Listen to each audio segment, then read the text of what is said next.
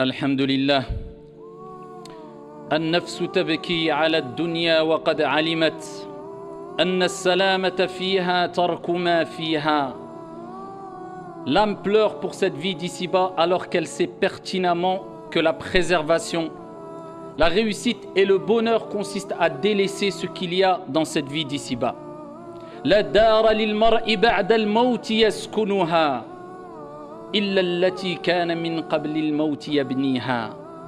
Aucune demeure heureuse et de réussite dans l'au-delà pour celui qui n'a pas construit cette demeure alors qu'il vivait dans cette vie d'ici-bas à travers les bonnes actions et à travers ce qui satisfait notre Seigneur tabaraka wa ta'ala. فإن بناها بخير طاب مسكنه وإن بناها بشر خاب بانيها. Si il a construit cette demeure alors qu'il vivait dans cette vie d'ici-bas, par le bien et le bon comportement, la bienveillance, les bonnes actions, les œuvres salutaires, eh bien il récoltera une vie heureuse et une demeure de bonheur. Contrairement à celui qui a construit sa demeure dans l'au-delà à travers des mauvaises actions ici-bas, eh bien il ne trouvera qu'une mauvaise demeure désagréable et il regrettera amèrement. Ayyuha al-ikhwatul kiram, notre première demeure parmi les demeures de l'au-delà, ce n'est autre que Al-Qabr Sunduq al-Amal, la tombe appelée aussi le caisson des actions. Bonne action ou mauvaise action. Uthman ibn Affan radiyallahu anhu arda, lorsqu'il évoquait le paradis et l'enfer, il ne pleurait pas comme il pleurait lorsqu'il évoquait la tombe et la première demeure de l'au-delà ou lorsqu'il se trouvait au pied d'une tombe. On l'a interrogé sur ce comportement et il dit tout simplement parce que la tombe Al-Qabr, c'est la première demeure parmi les demeures de l'au-delà. Si cette demeure est bonne, le reste ne sera que meilleur, et si cette demeure est mauvaise, le reste ne sera que pire et plus mauvais. Al-Qabr. Est-ce qu'on s'est déjà posé la question, quel sera notre état la première journée ou la première nuit dans notre tombe? Et c'est ce qu'on va voir, Inch'Allah. Ayyuha al-ikhwatul kiram, il faut savoir que nous allons quitter un jour ou un autre cette vie d'ici-bas. Ce soir, demain, après-demain, Allahu a'lam, dans tous les cas, on est tous unanimes sur la réponse à cette question, est-ce que nous allons mourir? Oui, nous allons mourir. Kullu nafsin dha'iqatul maut. Mais ce qui nous importe, ce n'est pas de savoir où et quand on va mourir, mais dans quel état on sera lorsqu'on va mourir. Et qu'est-ce qu'on a préparé pour notre mort? C'est le plus important. Amma, où tu vas mourir, quand tu vas mourir, ici n'est pas la question la plus importante à se poser. Mais le plus important, c'est comment vas-tu mourir, dans quel état? Et qu'est-ce que tu as préparé pour la mort? On va quitter cette vie d'ici-bas, cette demeure d'examen. Et on va rendre notre copie. Notre copie, ce n'est autre que ce livre où tout a été inscrit par les anges al-malaïka, les nobles scribes qui ont eu l'ordre de noter tout. Petit et grand péché, petite et grande action, tout. فَمَنْ يَعْمَلْ مِثْقَالَ ذَرَّةٍ خَيْرًا يَرَهُ وَمَنْ يَعْمَلْ مِثْقَالَ ذَرَّةٍ شَرًّا يَرَهُ. Celui qui a fait le poids d'un atome tout petit, minuscule, le poids d'un atome de bien, il le verra, car ton Seigneur est juste et équitable. Et celui qui a fait le poids d'un atome de mal, il le verra, car tout est inscrit, et on te dira au jour de la résurrection, Iqra kitabak, lis ton livre. Wa ma kana rabbuka nasiya, et ton Seigneur n'oublie rien, tout sera inscrit. Eh bien, quand tu rendras ta copie, eh bien là, les choses sérieuses vont vraiment commencer.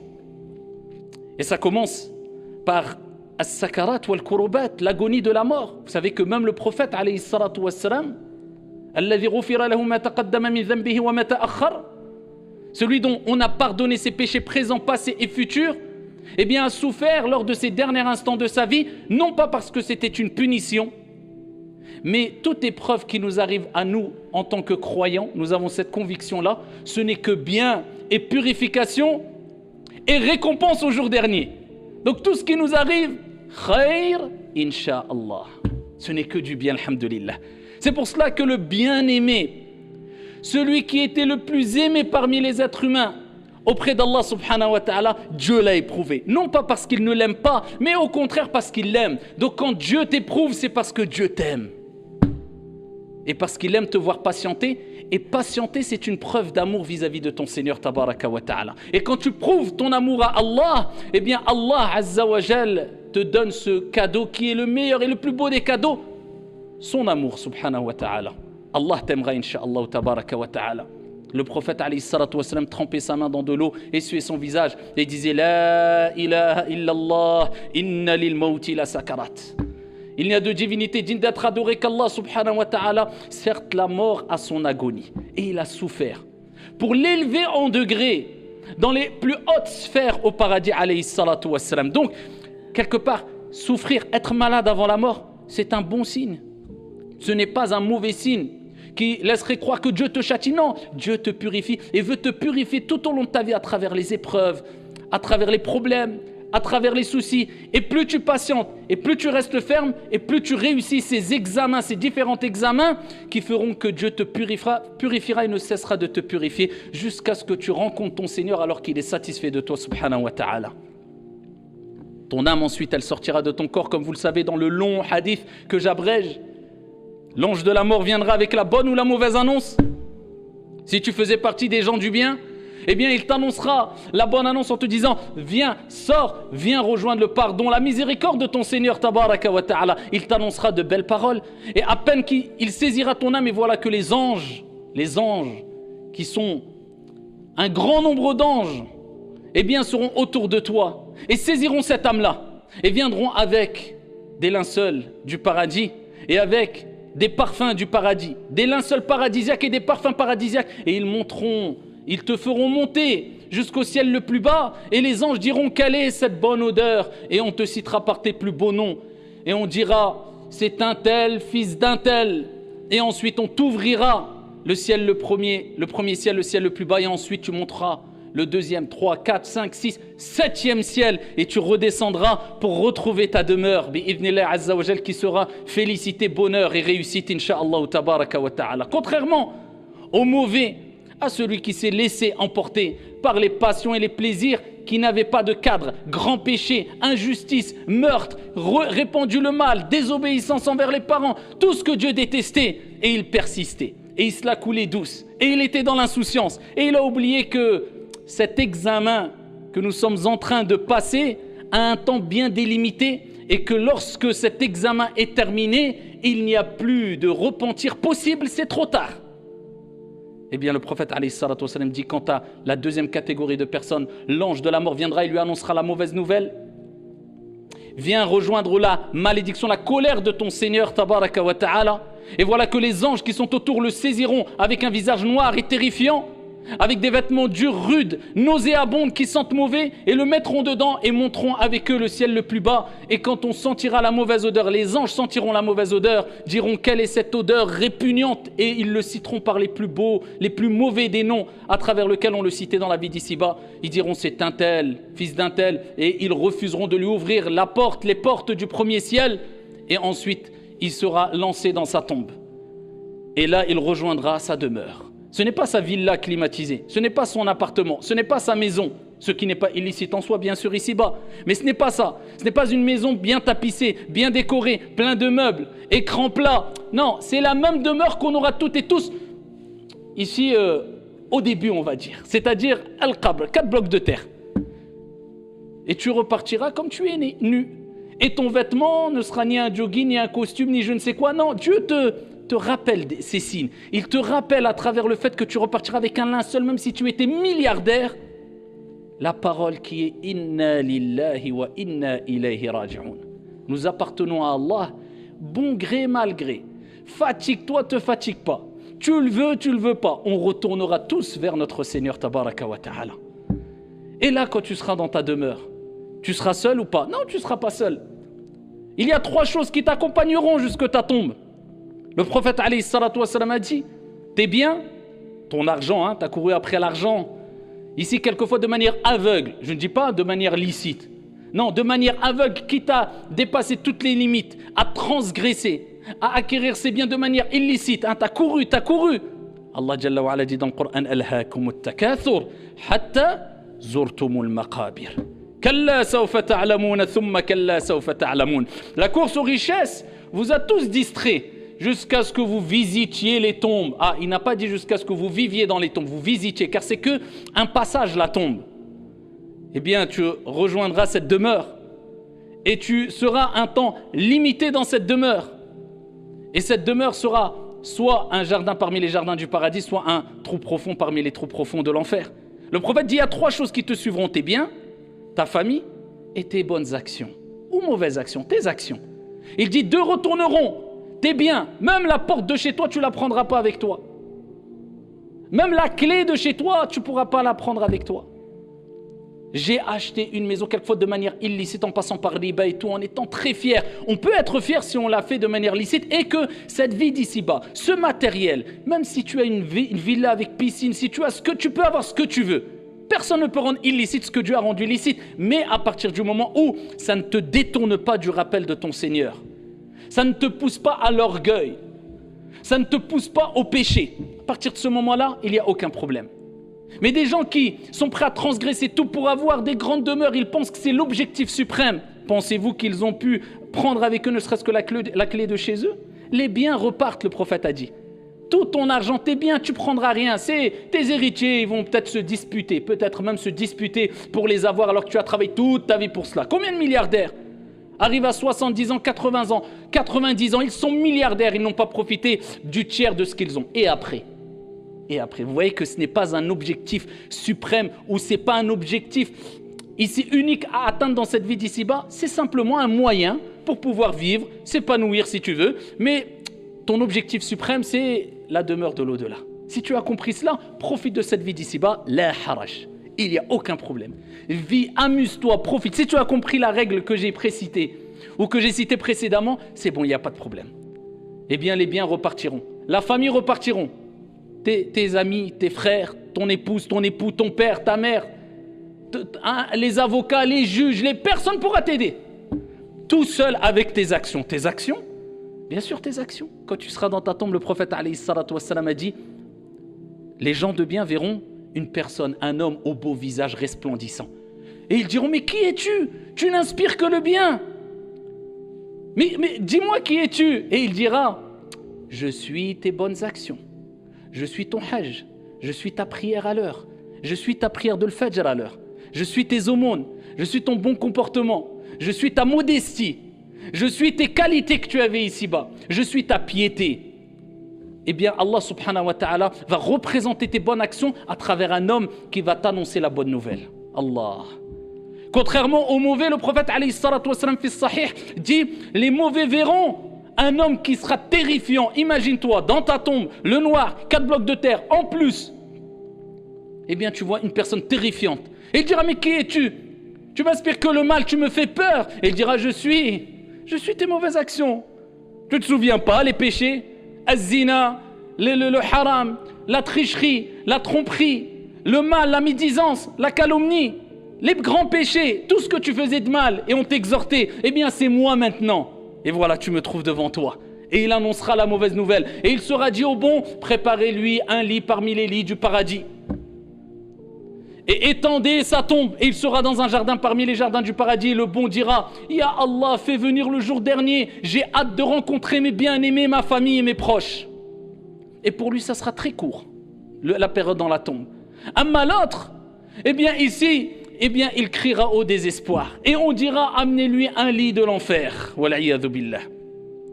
Et il vivra, et nous vivrons tous d'ailleurs, ce qu'on appelle la compression dans la tombe. Le prophète alayhi salatu wassalam a dit, toute personne vivra, ressentira la compression dans la tombe. Une compression. Tu vas te sentir ici comprimé dans ta tombe. Allahumma sallim sallim. Tout le monde. Pieux, vertueux, bon, mauvais, tout le monde. C'est pour ça que le prophète a dit, je n'ai jamais vu quelque chose de plus terrifiant que la tombe. Et la tombe est la demeure d'épreuves. C'est une demeure aussi, et c'est des épreuves. Mais des épreuves difficiles. Des épreuves où tu ne pourras pas dire, je me repens. Ou, oh, non, c'est trop tard. C'est simplement, tu payes la facture maintenant. Ça y est, tu as ta note.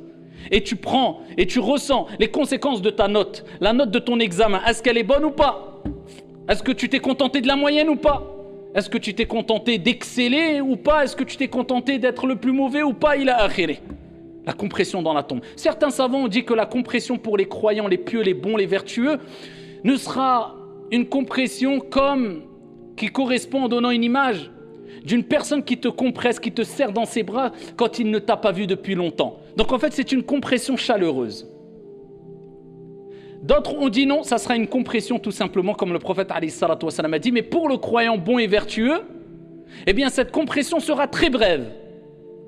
Contrairement à l'autre catégorie de personnes, le mauvais, la compression durera jusqu'au jour dernier.